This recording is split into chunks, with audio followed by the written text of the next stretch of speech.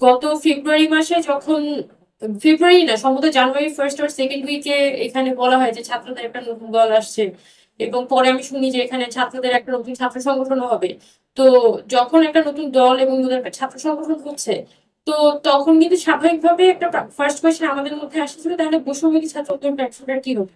কারণ আমি যখন মুখপাত্র হিসেবে আসছিলাম তখন কিন্তু আমার সাথে এখানে কমিটমেন্ট ছিল না যে মানে এখান থেকে খুব অতি শীঘ্রই 4-5 মাসের মধ্যে এখানে একটা দল হয়ে যাবে, সো এভরিওয়ান হ্যাভ টু রাশ। মানে এরকম একটা বিষয় আমি আসলে অবগত ছিলাম না। তো জানুয়ারির একদম জানুয়ারি বা ডিসেম্বরের শেষ নাগাদ আমি হালকা হালকা শুনি যে দল নাকি 1 মাসের মধ্যেই হয়ে যাবে।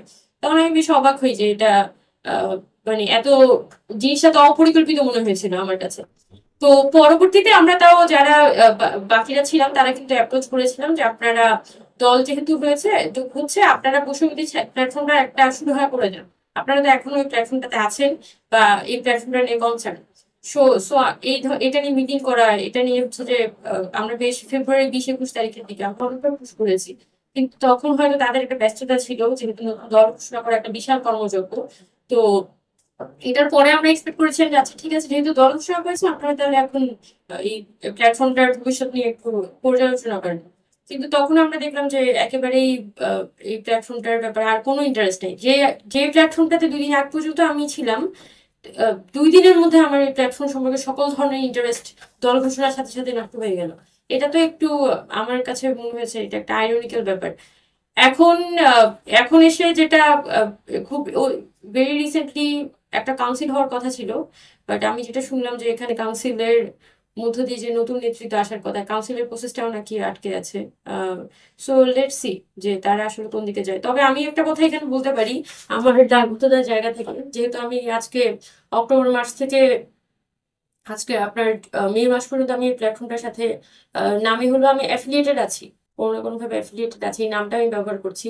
আমার এটা বলতে হবে যে জেলায় আহ, বিশেষ করে আমরা জেলা পর্যায়ে যে কমিটিগুলো হয়েছে, এই এই কমিটিগুলোতে প্রচুর ভালো ছেলে যারা অ্যাকচুয়ালি আন্দোলনে খুবই অ্যাক্টিভ ছিল, এবং তারা কিন্তু একটা স্বপ্ন নিয়ে হচ্ছে এই জেলা পর্যায়ের কমিটিগুলোতে এসেছিল। বাট আনফর্চুনেটলি আমি যেটা দেখছি যে এই এই স্টুডেন্টরা কিন্তু একটা বড় ধরনের বিপদের মধ্যে তাদের জীবনটা চলে যাচ্ছে, কারণ তারা একটা অনিশ্চয়তার মধ্যে পড়েছে যে প্ল্যাটফর্ম এক্সিস্ট করবে কিনা। ওদিকে সবাই তাদেরকে প্ল্যাটফর্মের আগে যারা ছিল তারাই তাদেরকে বলছে যে তারা যাতে এনসিপি বা নতুন একটা ছাত্র সংগঠন সেখানে চলে যায়। তো স্বাভাবিকভাবেই কিন্তু তাদের মধ্যে একটা বড় ধরনের মানসিক চাপ কাজ করছে, একটা বিশৃঙ্খলতা কাজ করছে, এবং তাদের মধ্যে একটা আশঙ্কা কাজ করছে যে ইন ফিউচার তারা যদি ব্যক্তিগতভাবেও সার্ভাইভ করতে চায় তারা আসলে কতটুকু বা করতে পারবে। তো এই যে একটা সম্পূর্ণ অপরিকল্পিত ভাবে প্ল্যাটফর্মে যদি আপনার এখান থেকে দল করারই থাকতো, তাহলে এটা তো সব থেকে বেটার হইতো যে আপনি দলটা করে ফেলতেন, করে ফেলে এরপর হচ্ছে আপনি কমিটিগুলো আস্তে আস্তে আস্তে আস্তে দিতেন। কিন্তু যেটা হয়েছে যে আগে কমিটিগুলো তারা জেলা পর্যায়ে দিয়েছে, কমিটিগুলো দেওয়ার পরে তারা একটা নতুন দল করে ফেলেছে, দল করে ফেলেছে। তো স্বাভাবিকভাবে এক্সপেকটেশনটা কি থাকবে, তারা ভেবেছিল বিভিন্ন কমিটিগুলো যারা আছে জেলা উপজেলা কমিটি তারা হয়তো হ্রাস করবে সবাই দল আর ছাত্র সংগঠনে।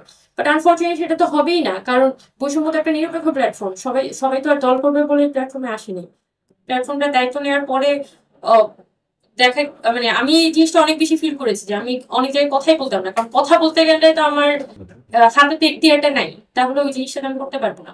তবে আপনি যে কথাটা বললেন যে বৈষম্যবিধি ছাত্র আন্দোলন প্ল্যাটফর্মটার বর্তমান বা ভবিষ্যৎ কি হবে, আমি এটা বলতে পারি যে আহ, যখন এখানে নতুন রাজনৈতিক দল হয়েছে আমার খুবই একটা সৎ ইন্টেনশন ছিল যে এই প্ল্যাটফর্মটার আসলে রিসাফল হওয়াটা জরুরি।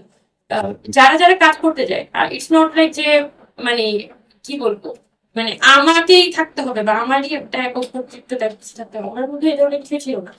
যে জটিলতাটা আনফর্চুনেটলি আপনার কোনো শত্রুপক্ষ করছে না, কিন্তু আওয়ামী লীগ এসে আপনার জটিলতা তৈরি করছে না, জটিলতা তৈরি করছে আপনারই কাছের মানুষজন, জাস্ট বিকজ তার তার পাওয়ার বা পাওয়ার স্টেটটা সে ছাড়তে চায় না, এবং সে বিগার বিগার পিকচারটা দেখতে পারে না। তারা সবসময় ওই ছোট জিনিসটা যে ওই একটা পদ, ওই একটা মানে জায়গা, আমার একটু কাছের মানুষ, আমার একটু ভালো মানুষ, মানে এই যে নিজের একটা পেরিফেরি, নিজের একটা বিষয়, এটার বাইরে যখন মানুষ যাইতে পারে না, বিগার পিকচারটা দেখতে পারে না, তো স্বাভাবিকভাবে প্ল্যাটফর্মের এই দশাই হয়। আমি হচ্ছে একটু ফ্রেন্ডলি কথাই বলবো।